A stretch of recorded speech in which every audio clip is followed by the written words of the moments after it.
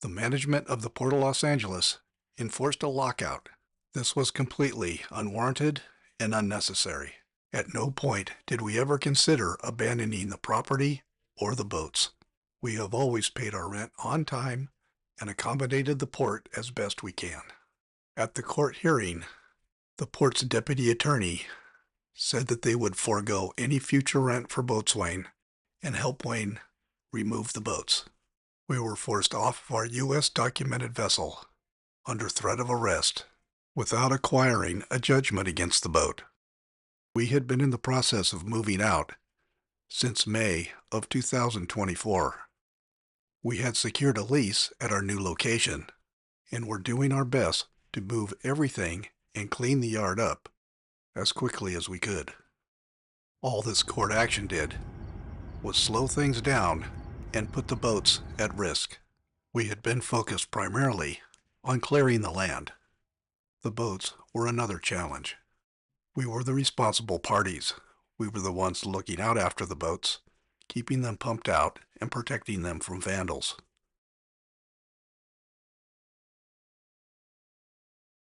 The port police and construction maintenance never were successful at keeping this property secure.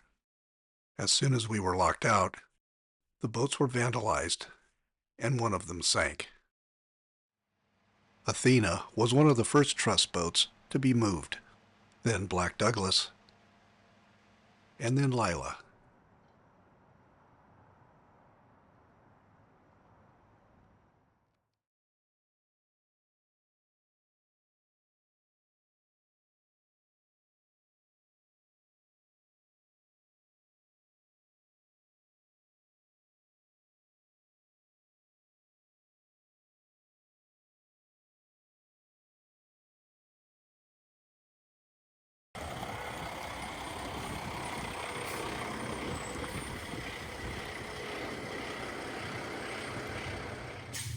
Several of the boats had been abandoned on me.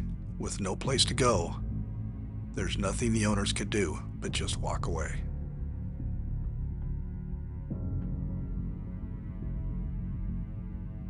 But Rosa Sharon was trapped. And to get her out of where she was would take a couple of days of moving boats. And now we were not allowed access to do that. When we contacted the port to try to get the boats out, they required a $100 a day impound fee that needed to be paid before we could move the boats. Also, we had to apply for a permit. How was that going to work?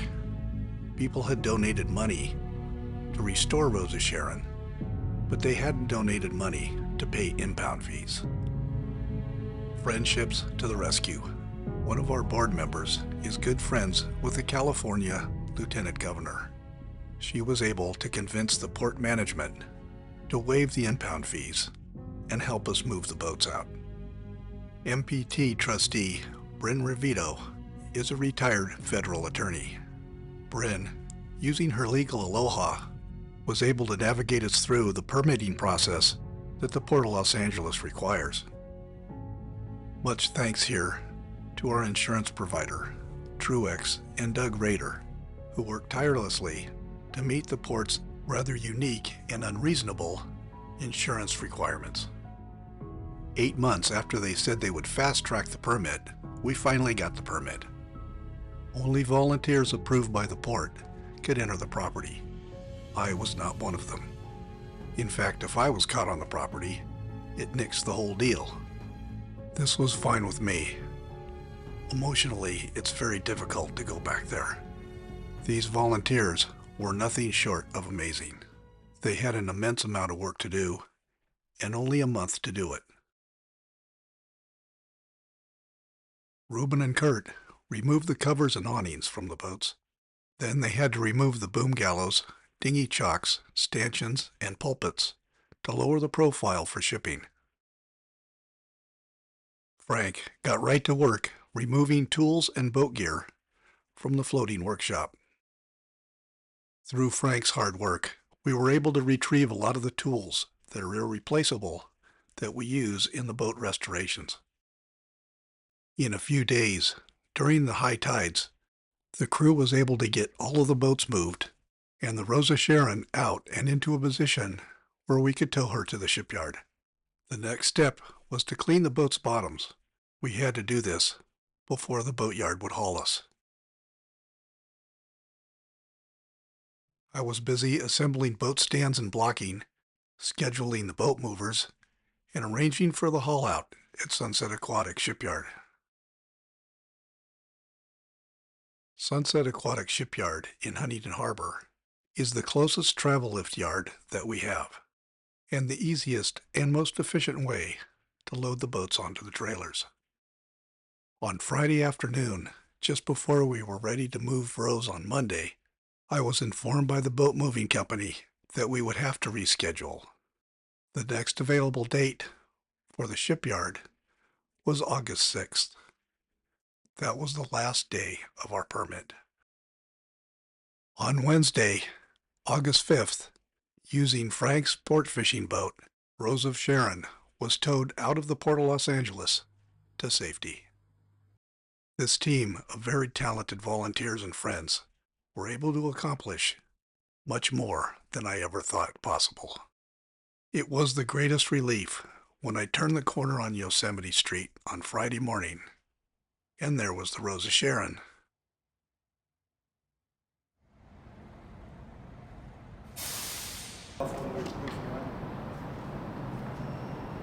Rosa Sharon. Boy, I got a lot of pictures on the highway. Just drop it.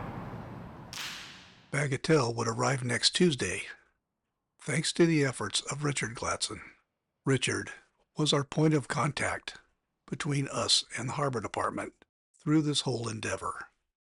Richard Gladson, whose father founded the Los Angeles Maritime Institute, had the patience and diplomacy to deal with people who have no idea what this all takes.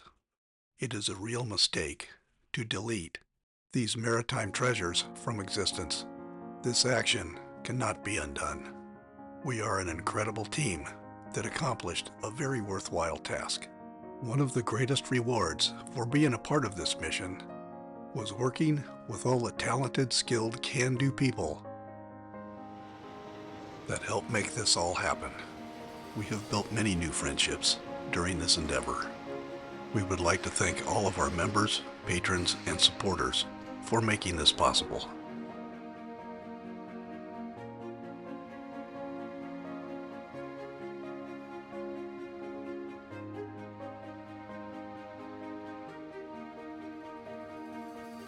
This is the site of the Stevens Brothers boat building plant. We now have a place. We have rebuilt our shop here. We have rebuilt the old ways. Now we can start rebuilding our program. We can rebuild the avenue for our young people into the maritime professions. We can rebuild the craftsmanship. We can rebuild our maritime heritage. By rebuilding the maritime treasures that we still have. Yes, this is fun, rewarding, and sustainable. And you are welcome to join us. Please check out our website.